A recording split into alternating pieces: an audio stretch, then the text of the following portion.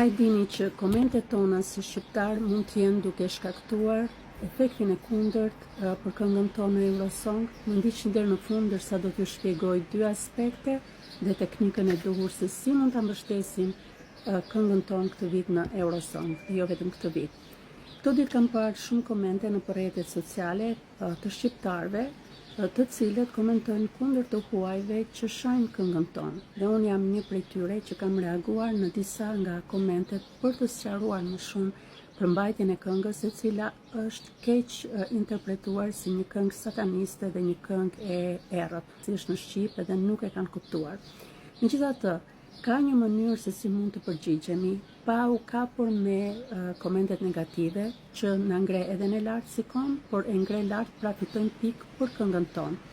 Dhe kjo nuk është të përgjigjurit me zemrim ose të përgjigjurit me inat apo të sulmuar. Kjo është një gjë që zakonisht ne e bëjmë. Kur ndjehemi të sulmuar, ne sulmojmë.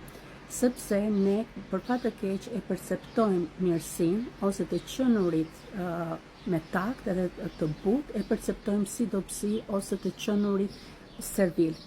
Por të qenurit servil nga të qenurit i sjellshëm ose i butë janë shumë ndryshe dhe kërkon goxha urtësi që të përgjigjesh në një mënyrë të butë, por duke e vënë pikën mbi i. Dhe kjo mund të arrihet.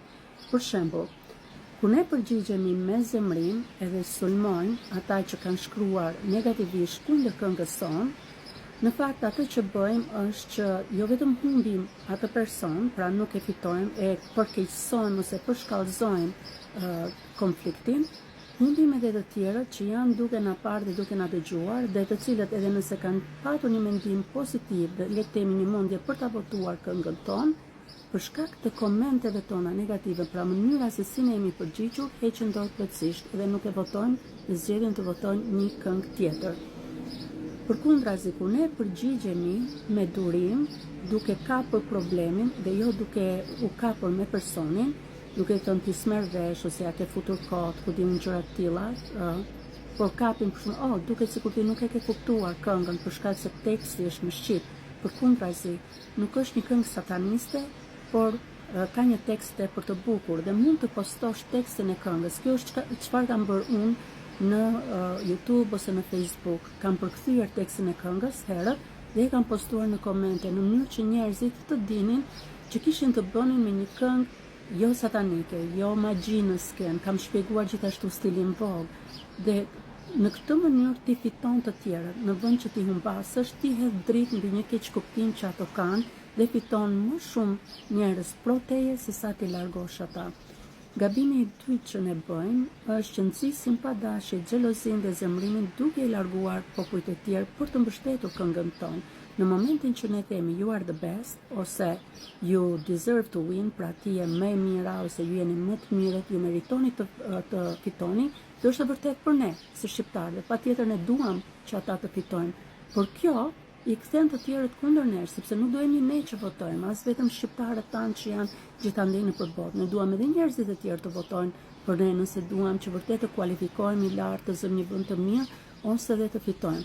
Kështu që në vend që të thuash you are the best, ti mund të thuash je fantastike, you're amazing, ose you touched my heart, ose this song is so beautiful. Domethënë e kthen duke thënë diçka që ka të bëjë me këngën vet, me artistin, por pa e krahasuar me artistët e tjerë. Nëse dikush thotë që kjo ishte një këngë kot, mua më pëlqen më shumë te temi kënga e suedis, më thash, dhe ajo ishte e bukur, por mua më ka pëlqyer kjo këngë për shkak se është unike.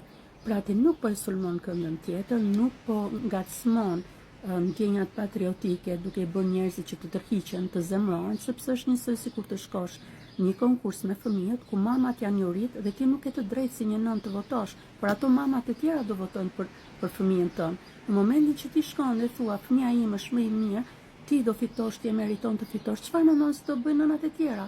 Edhe nëse kishin në mund të votonin, nuk do të votojnë vetëm nga zemrimi dhe do ta drejtojnë votën diku tjetër.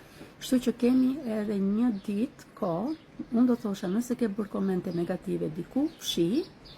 Nëse do komentosh, komento ndryshe, pra komento duke qenë pozitiv dhe duke ndërtuar ura, jo duke shkatruar. Dhe përpiqu të ta shpresh mendimin tënd ndryshe. Në vend të thuash you're the best, mund të thuash you're amazing, or you shine on that stage. Përpiqu të gjesh diçka që është pozitive, ose mund të thuash njerëzve që janë duke mbështetur këngën tonë, mund të thuash thank you so much, it means a lot to us.